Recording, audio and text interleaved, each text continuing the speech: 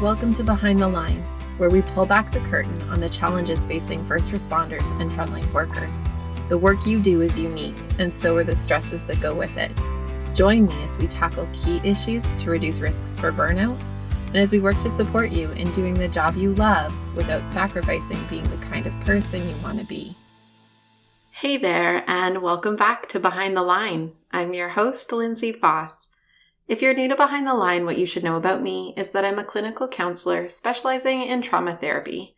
And after over a decade working with first responders and frontline workers around issues like burnout, compassion fatigue, PTSD, and related OSIs, I've become a passionate wellness advocate and educator for those who sacrifice so much for our communities out on the front lines.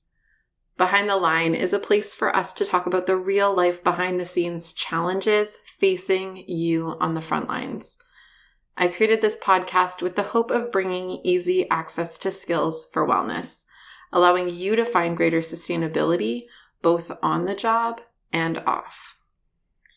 While you're listening today, please take a moment and rate and review Behind the Line on Apple Podcast. Your support and feedback goes a long way in making this resource more visible to others who work in first response and frontline work. Thanks so much for your help and your support. I've been looking forward to this episode for a really long time. Today, I am joined by a truly lovely human who I have had the joy and privilege of knowing for many years now. Hillary McBride is a therapist, researcher, speaker, and writer. She's a registered psychologist with a PhD in counseling psychology from the University of British Columbia.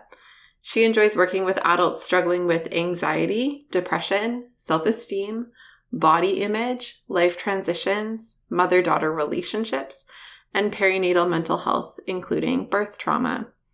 She has advanced training in trauma, eating disorders, body image, marriage and relationship therapy, perinatal mental health, and psychedelic integration.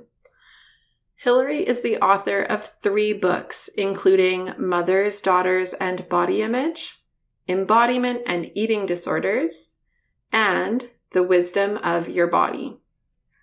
Hillary's thoughtful and body-connected approach felt like the exact right fit for this conversation about heart-based helping. We explore together the challenges of retaining our hearts while engaging in hard work and even harder systems, and consider ways to keep our hearts intact in the face of the pressures associated with first response and frontline helping professions. Let's jump in. Welcome, Hillary. I am so excited to finally get you. It was so good to finally be able to find a time to connect with you and have you here on Behind the Line. I'm so excited to have you. Thank you for having me. I'm glad to be with you, Lindsay. Okay, well, I know little bits and lots of bits about you because I've had the joy of knowing you and then watching you from afar as you take on the world. But I would love for our audience to get to know a little bit about you, Hillary. So why don't you tell me a little bit about yourself and some of your professional background so that they know where you're coming from? Okay.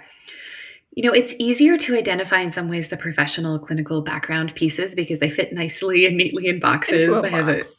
I've got a PhD in counseling psychology, and I've got a few areas of specialization like trauma, embodiment. I do some work in perinatal mental health and spirituality as it intersects with mental health. But I think underneath all of that and kind of what orients me towards the work is that I'm really interested in what it means to be human. I'm really curious about the process of making something out of our pain. I was going to say healing, but sometimes that's not quite the right word because it can feel passive or it can feel linear in some way. And I don't think that's always how life goes, but making something with pain, what is it that allows us to do that? What does it mean to create meaning, to create connection, to create identity, to be a self in the world? What does a self even mean? What does our body have to do with that? I mean, those questions, even as I start talking, I'm like, those are the questions that feel like they undergird so much of my orientation towards this work. And I think my foray into motherhood, we were just talking about an almost 2-year-old. Motherhood has really catapulted that. And so I now consider my identity as a parent and the Mhm.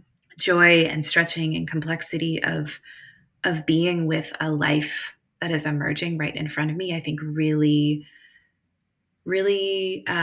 allows for even more of those questions that I ask in my clinical work to Yeah. come to the fore, because there's so much, as you know, when we are therapists sitting across from people who are making sense of their pain, there's so much in the early years that people come back to you. And so it feels Yeah. really special and inspiring and humbling to be watching a life unfold and wanting to do it right. And what does that even Yeah. mean? What does it mean to do it right? So those are some of the things that Mhm. rattle around in my brain. And yeah, there I you go. love Maybe we'll start I there. love your brain rattling, and I love and we talked about this when we jumped on the call before I hit record. I love how you are making your brain rattlings into something that invites Mm. others to participate in that, because I think they're the questions that many of us sit with, often kind of rejecting of them and trying to push them off and scroll our phones instead and distract from that discomfort of the question, because we can sense that we don't feel fully present. We can sense we don't feel fully satisfied. We can sense that there's some kind of, disruption between how I would imagine myself liking to live versus how I'm living.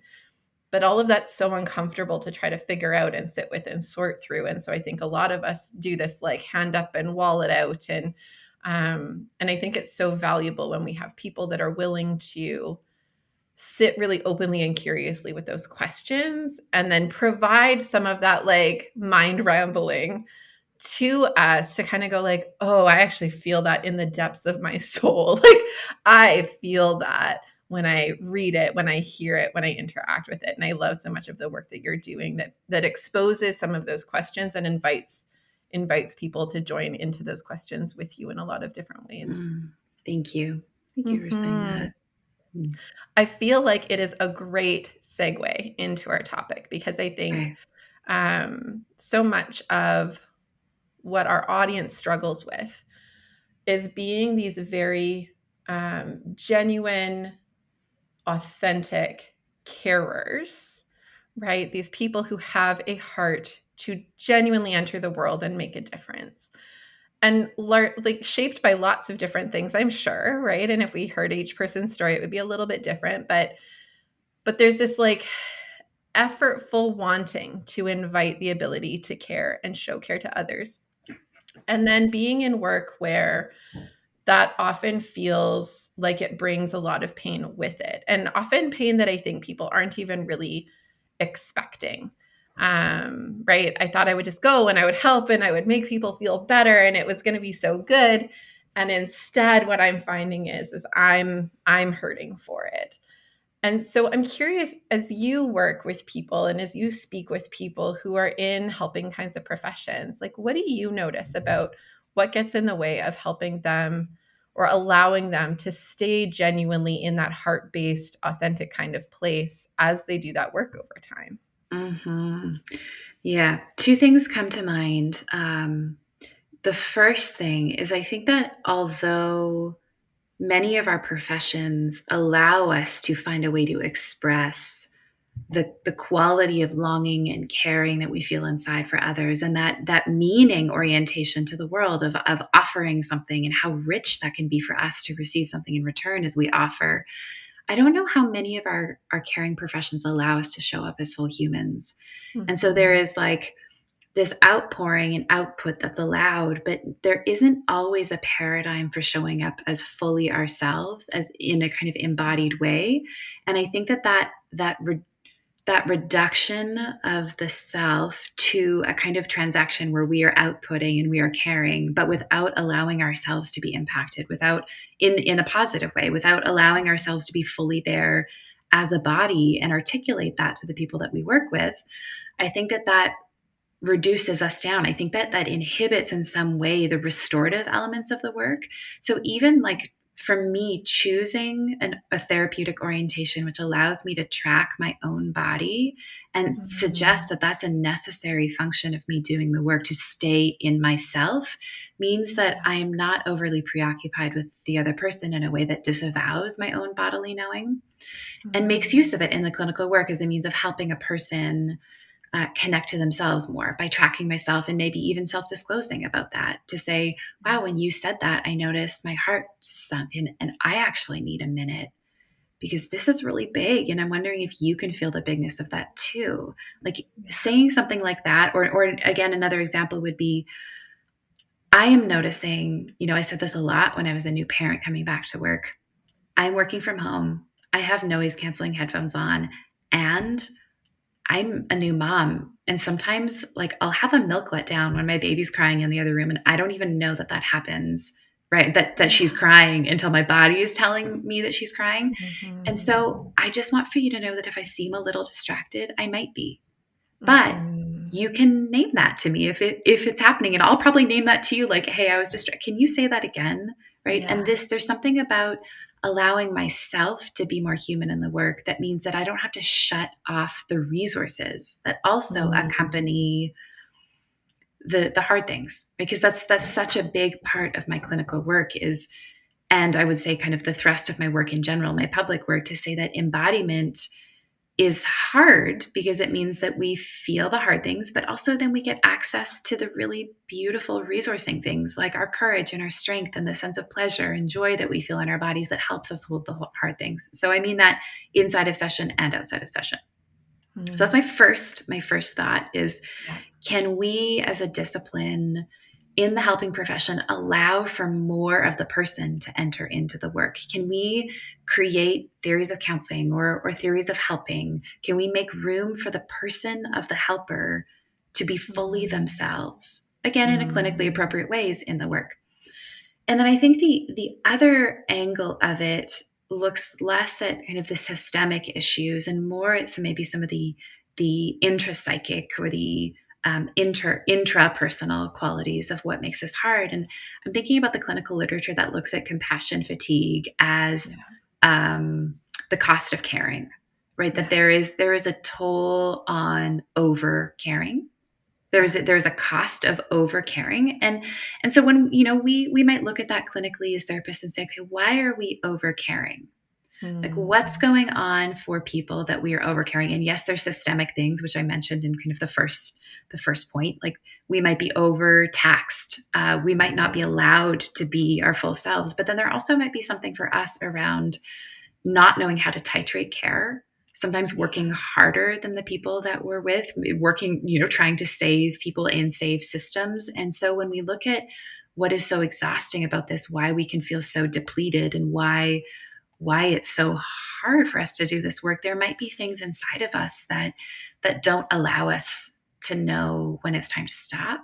And we might sometimes, I say this from personal experience, this is really, for me, I think, been a big piece of work in terms of the origin of my orientation to doing helping work, was I didn't have to exist.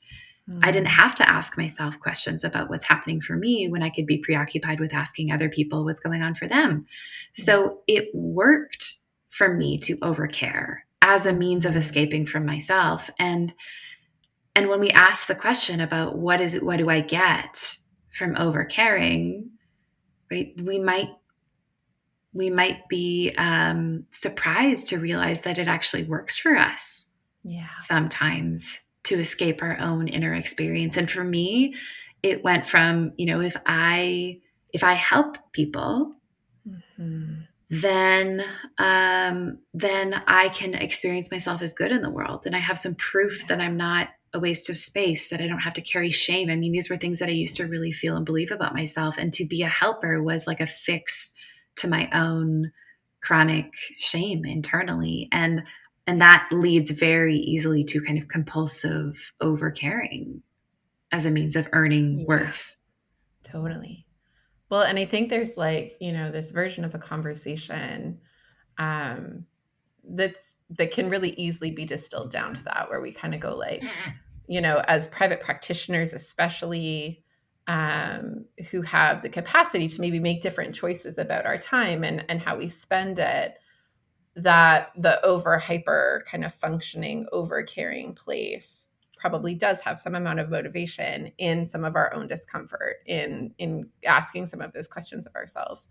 I think for so much of our audience, when I think about like first responders, frontline workers, nurses, police officers, firefighters, part of the other challenge that I think exists in that is it's not just them, it's also the system demanding of them. And so there's this hard wrestling Mm-hmm. place because I think it can kind of be both, right? Mm-hmm. That to some extent we invest in these professions with this, again, genuine heart, and yet how that heart was shaped and how that maybe does reflect some of these pieces of trying to avoid my own stuff internally by directing it towards something that, socially, ethically, morally looks like it suggests mattering, right?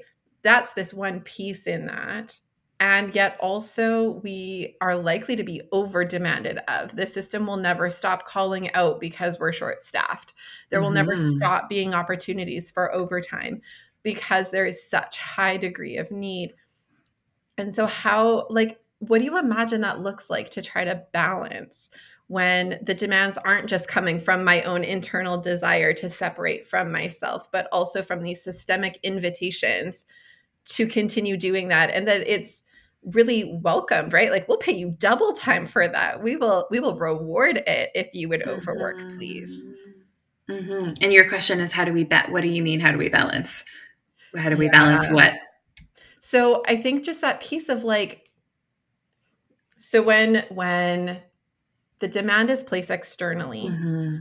we have a different potentially capacity to feel like we have control over interacting with it, right? Mm-hmm. So like, I think what you've opened is this question of like, if we were to have the power to make different choices, we could analyze whether this has whether the motivations around my overcaring are things that are serving me internally in ways that perhaps are not necessarily as um, you know lovely as I'd like to imagine them to be. They are, in fact, actually trying to distance me from myself. Um, but when you have this added feature of outside demands that we Mm-hmm. actually don't feel like we have the same power or control over Mm-hmm. shifting or making choice around, and are invited into that overcaring kind of place, where again we might thrive to an extent because it feels more comfortable than wrestling with some of the alternatives, but also puts us in that position of constantly being overburdened and taxed, Mm-hmm. right? Mm-hmm. What do you imagine it looks like to try to kind of operate from a sustainable heart-based place within those Mm-hmm. systems when that is, it's coming from outside? Mm-hmm. Yeah. And I think I'm so glad that you mentioned the systemic piece because I've started thinking about this, and I know other people are using this language too, but thinking about burnout as not necessarily a representation of the person's limitation, but actually an exploitation of the system, right? Calling it burnout places it in a way is almost like a Mm, victim blaming statement because it yeah. places the responsibility on the person for not having enough fuel, not having enough resources internally instead of looking at the context, which again, the academic literature about burnout is pretty clear that yes, it's felt, the impact is felt in the nervous system and the body of the individual, but it results from a lack of resources and support Yeah. and over demand around a person. So we know absolutely that that's a big part of what happens when people get really fatigued doing the caregiving work that so many of us are doing.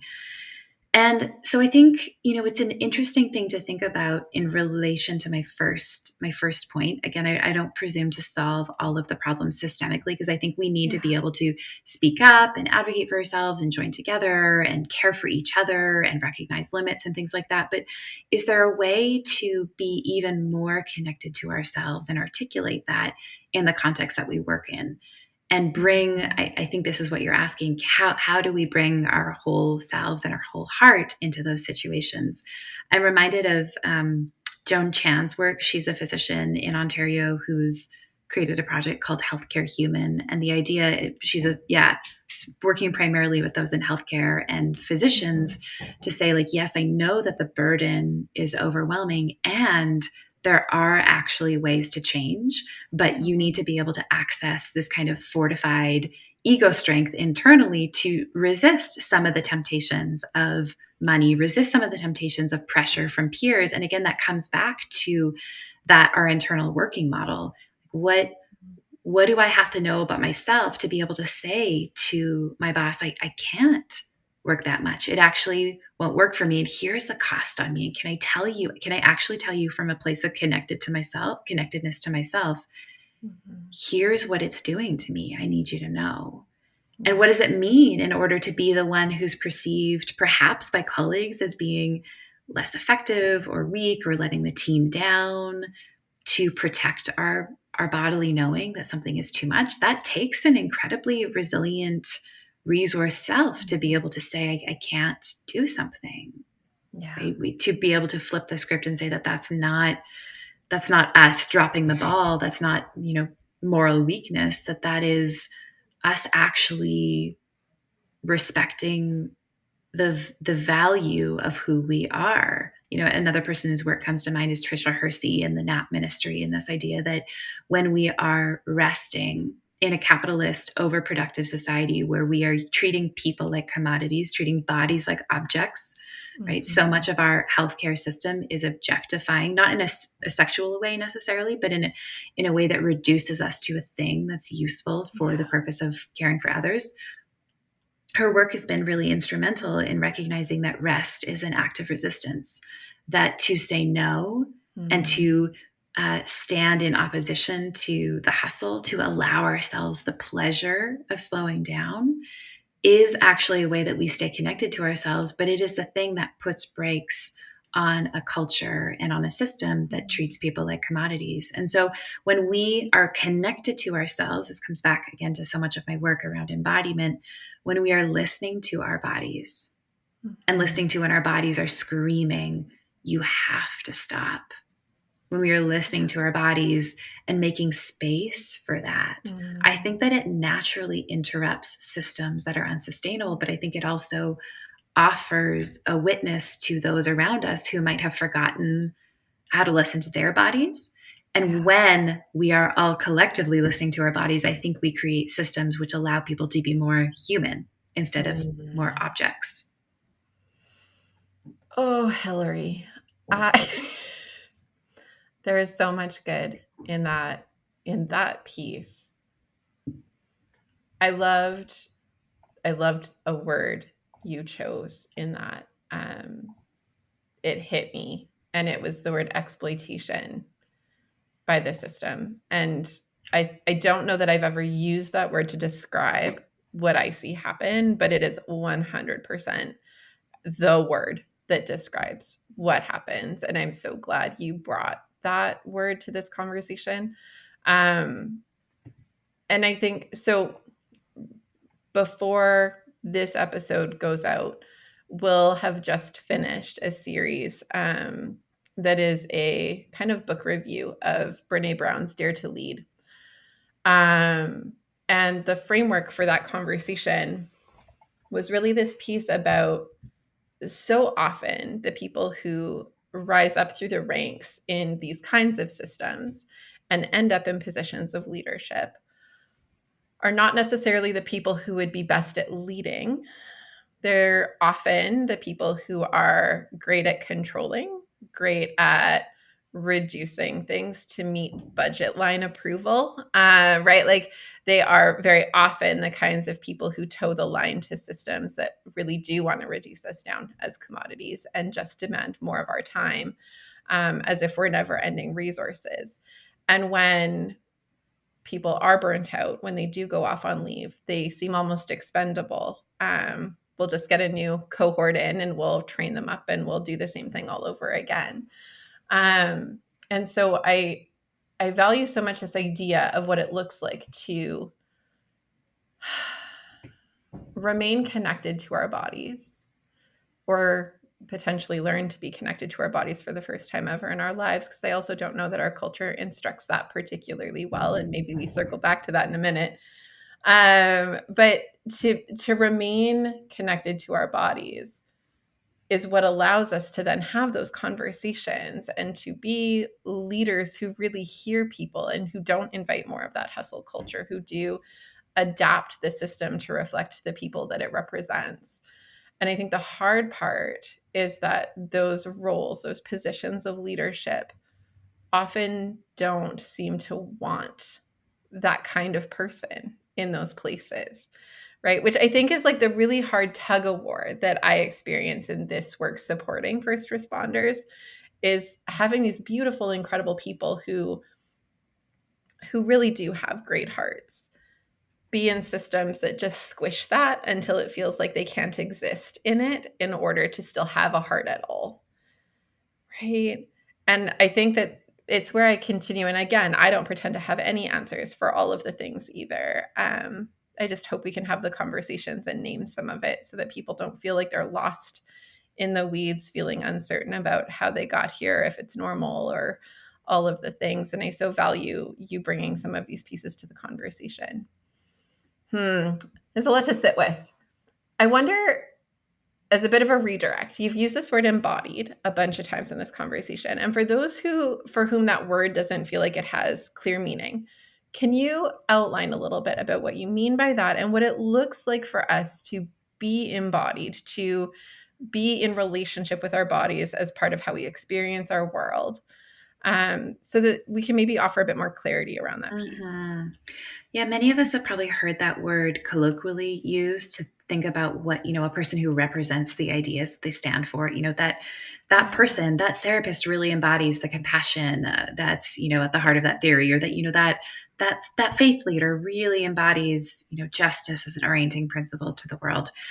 But how I mean it is to reference this movement that came out of continental philosophy and phenomenology and existentialism that then drifted into psychology and clinical work, which looks at the body as the central place of being human, not just the mind, and reclaiming the body as the place where we exist, not just, a mind that carries the body around or the body that carries the mind around, but actually seeing our self structure is interwoven into the quality of our senses, of our physicality, and there being some usefulness and meaning in sensing into the fullness of who we are, instead of just, again, living up in our minds.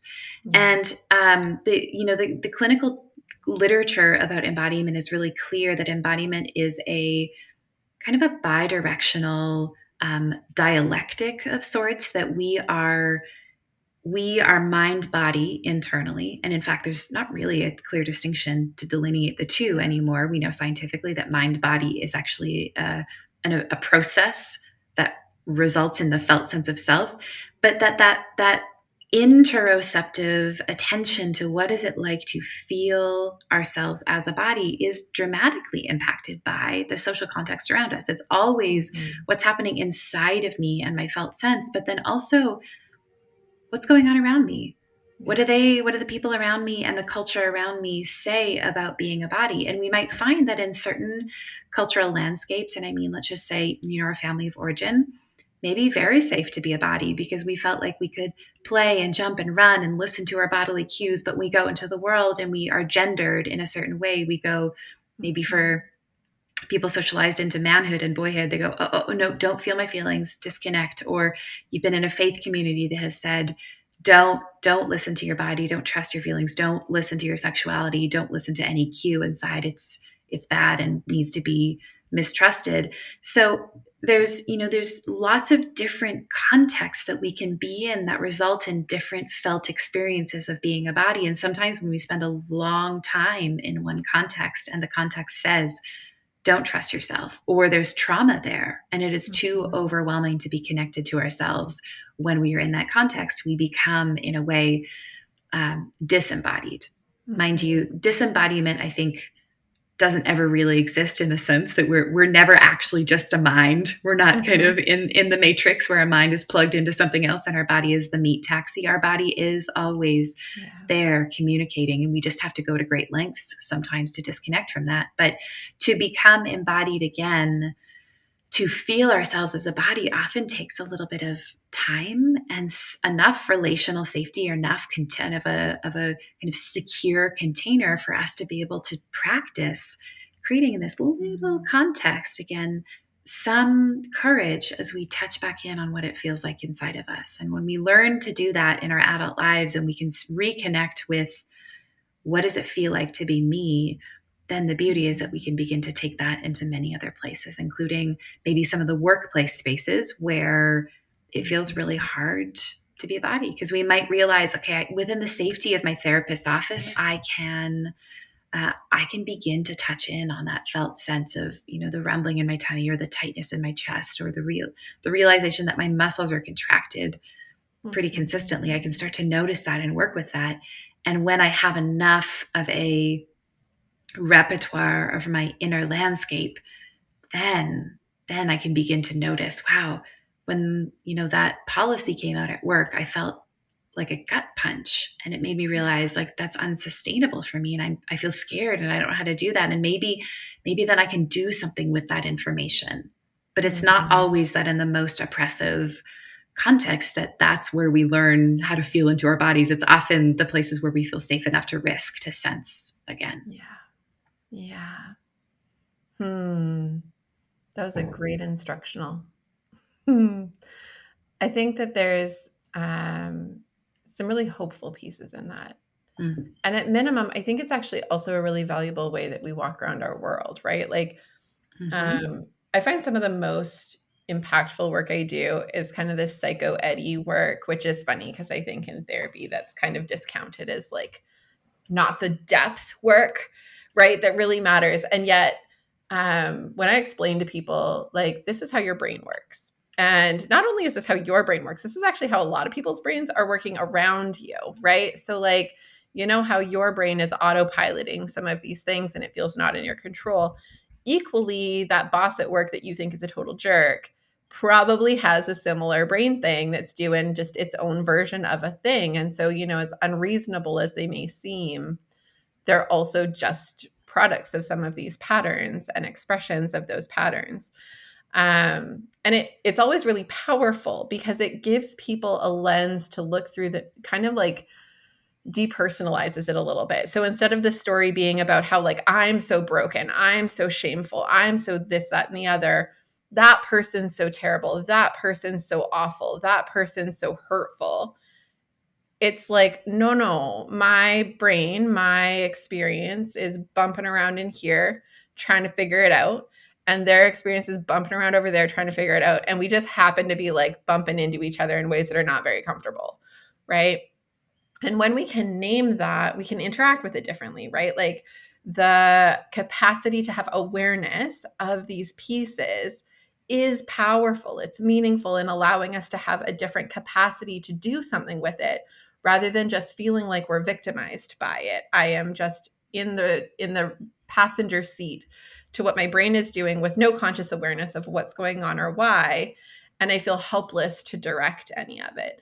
And so I feel like there's pieces similar to that in some of what you've shared, right? That when we can grow our sense of capacity to sit with, be in, identify what is happening for us inside of our bodies, it also gives us this window into the fact that there's a lot of other people bumping around in the world who are also in their bodies and who are probably varying degrees of equally unknowing about what's going on for them in their bodies, because we don't tend to train this very well in people, right? We do have this tendency as a culture to reduce people, and not just, within systems for some of these like consumeristic kinds of principles, but like, because I wasn't trained well and I'm uncomfortable in my body, I will equally make my children uncomfortable in, right? Like we find ways to translate this legacy of disconnection from our own selves. And so we're all Mhm. just like out in the world walking around. Your face right now is fantastic, right? Like we're all doing this. And can we hold that tension a little bit that our boss isn't just an asshole boss, although they maybe a little bit are, but right, like they're equally, broken, experienced, whatever they've experienced versions of a self that are equally in the world, uncomfortable and trying to flail around and figure out how to exist here. And we're just interacting with these different versions of each other. Mhm. Mhm. Yeah, what a compassionate perspective that seems to humanize in all directions. Right? It's something you Mm-hmm. said. It just reminded me of something I've been thinking about a little bit lately Yeah. because of a project I'm working on. And thinking about the lack of information that we have about our own psychobiology as a form of Yeah. hermeneutical injustice. And that the term comes from Fricker. And the idea is that hermeneutical injustice occurs when a person is unable to express or understand something important about their lived experience because there's social tools, social resources, social education is lacking to help them Yeah. interpret what's going on and make sense of Yeah. it. And so even to see, like you talked about how sometimes psychoeducation is devalued or diminished because it might not be real work in some way, or it might Mm-hmm. not be kind of the Yeah. foundation of what changes people. I think of it as a social tool. Like it's not just for Mm-hmm. the individual. I think it changes the social fabric that we have Totally. because, and it's an act of, I would say, justice, right? If hermeneutical injustice is us lacking collectively the social tools to understand what's going on for us and other people and Yeah. make reify our own experience, to empower people through education is actually to change, yeah, the structure of our shared social narrative, right? For Yeah. example, think about how decades ago the word sexual harassment didn't exist. Yeah. And all of a sudden, having language for it in the workplace empowered people to go, oh my goodness, this is what's happening. This isn't okay. And I can do something about it. So, even putting language to things like exploitation, right, in the Yeah. workplace, burnout as exploitation, or saying, here's what's going on in your nervous system and what might be happening in your boss's nervous system, or in Yeah. why this is normative, this kind of use and abuse of people is normative because we're coming from systems built based on whatever orienting principles from people who themselves were coping with their own unresolved Mm-hmm. trauma. I think that this is the beginning of justice. Information Yeah. is one of these really powerful and important tools. So I would add that, right? Even talking about embodiment and bringing dialogue about the body, it might not be the same as actually Mm-hmm. sensing into your body, but that might be the runway that somebody needs to Yeah. be able to begin to remember bodies are important, other people's bodies are important. Well, what's happening in their body, what's happening in my body, as Yeah. a thing worth inquiring about. Well, and it's this, I mean, what it makes me think of is this idea I talk about on the show a lot off and on. And it's this idea of like contextualization, right? Like when we can grow our understanding of the context, we have different power to interact with it. And an example I'll offer is, my husband about 2 years ago was in a bike accident and had a really bad concussion. And then in the last year was in a car accident and reconcussed. So Mm, same, what had healed quite a bit is now back with a vengeance. And there are moments where I can forget. I can forget that that's a thing he's coming to the party with. And he'll have responses to things where he forgets something I just said, or he will sometimes forget to the point that he's mad at me because he thinks I've withheld information. But we literally just had this conversation, right? And if I don't recall the context of what he's coming to the party with, I can take that really personally, right? I can tell this story in my head that says, he doesn't listen to me, he doesn't pay attention to me. That feels like a representation of him not caring about me, him not feeling effortful in our relationship. I can tell a whole story about how that's this like very hurtful, disrespectful, right? Awful kind of experience within our marriage. Or I can remember that this is a piece he comes to the party with. And that whole time I can sit there kind of giggling in my own head, being like, concussion brain. That's what we're working with here, right? And that actually is the context. That is what's going on. It is why this is a problem, right? So like the whole story I could have told, I could get into all of that, and I can react from all of those places, which makes me distance. It makes me not as pleasant, right? Like it makes me want to withdraw and self-protect and guard, right? But none of that story is necessarily accurate at all. It just is a decontextualized way of filling the gaps and telling a story, right? And the more we can contextualize and have like connect to the nuance of some of that context, the more we can kind of go like, okay, how much do I want to let this be my story, like my personal hurt story? And how much do I want to contextualize this back to like, no, there's other stuff going on here. And I think we have the capacity to do that on a far larger scale when we can understand ourselves as a body bumping around the world, trying to figure it out. And probably a not very well trained body bumping around the world, trying to figure it out. And we can respect that others are too. We have a different capacity for that compassion piece that says that doesn't make this all feel okay or all right, right? It still doesn't feel good to have someone not remember what I just said or be upset with me because they think I'm withholding information. That doesn't feel great.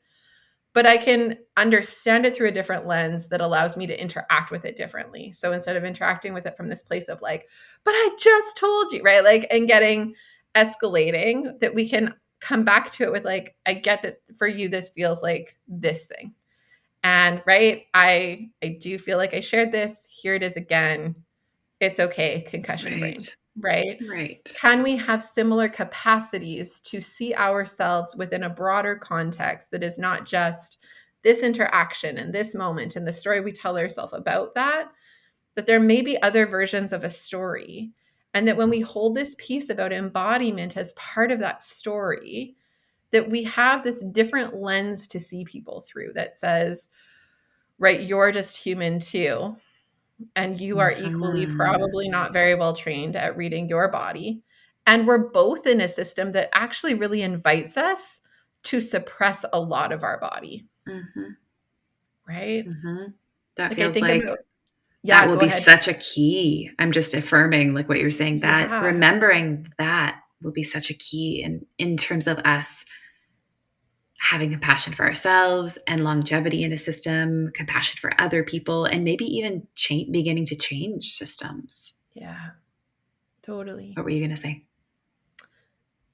I mean, I think it connects to this piece, and I don't know that we have time to go into all of the things about it, and that's okay. But one of the things I think is tricky for a lot of people who do these kinds of jobs, these first response, frontline, really high exposure jobs, is that they have this like survival response that's outside of the typical survival responses. So I often talk about how first responders, we recognize our survival instincts are fight, flight, freeze, fawn, right? Those are kind of the natural groupings. And that the invitation is to do none of those things. The invitation is to do this whole other response set that I talk about as hold. So my body's alert system goes into, I want to fight back. I want to run away. I want to hold still and hope to God this is over soon. I want to placate you and hope to God you let me out of this, right? That those are the natural inclinations our body activates, one or more of those things. But the training is stay, hold still, be ready, go into the fire, not away from the fire, go into the fight, not away from the fight, right? Like it's a very different response set. And so part of what the job actually is disembodiment. Like it is saying, oh yeah, I hear you, shush, we got to go do that thing now. Right. And that probably complicates some aspects of this process. Yeah, I mean, there is a way of framing that in terms of positive embodiment. So recognizing the ability to stay connected to your bodily cues and address them without silencing them and allowing them to be present, I think Yeah. might be one of the missing ingredients, because as you mentioned, I think the temptation is right to your sensory cues. Shh, right? I need to go into the fire. I need to go into things. Stop talking to me. And actually what we would see might be the link to keep us connected to ourselves is hey, I know I'm imagining, mind talking to sensation or thoughts talking to impulses. I know that this feels contradictory. I know this feels scary, and we're going to do it together. And I'm going to be right here with you. And we're going to hear all the things we're going to do after. We're going to shake. We're going to create. We're going to play. We're going to laugh. We're going to cry. We're going to soothe. We're going to be held. We're going to nourish ourselves. And so you can keep talking to me, sensory self. You can keep communicating, because I'm aware that what we're about to do feels really confusing or different than what maybe, your instinct is. And I hear that and I see that, and here's why. And we have this gear, and we have these people who are going to support us, and we have this training.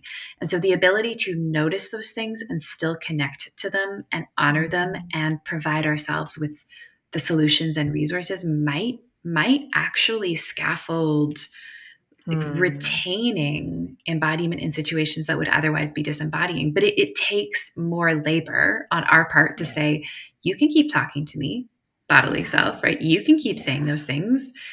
And there may be some situations in which we go, wait a second, you can keep talking to me.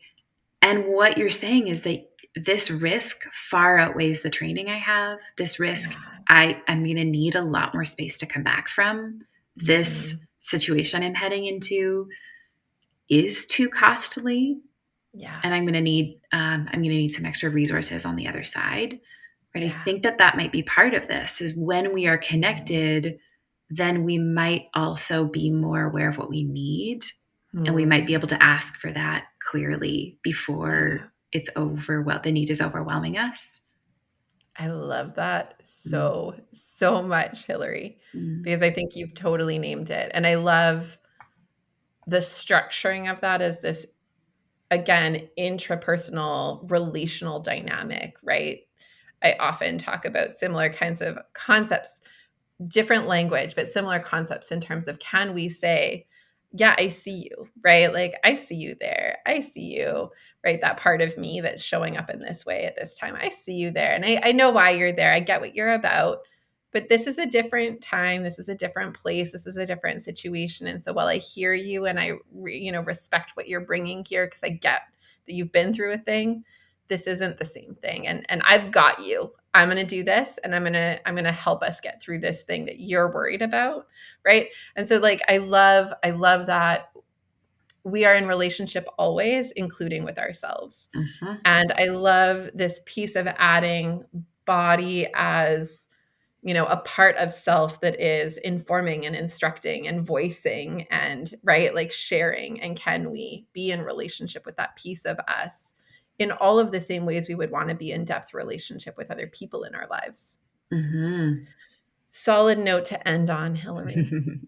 Thanks so much for taking the time to be here. I've really valued this conversation. I'm so grateful to have been here and learned lots listening to you. And so grateful that we could have had this conversation too. Thanks for inviting me. I want to extend one more really big thank you to Hillary for making the time to join me today. As we wrap up, let me remind you that if you value this podcast and want to help us in our mission to support frontline wellness, there are 3 ways that you can do just that.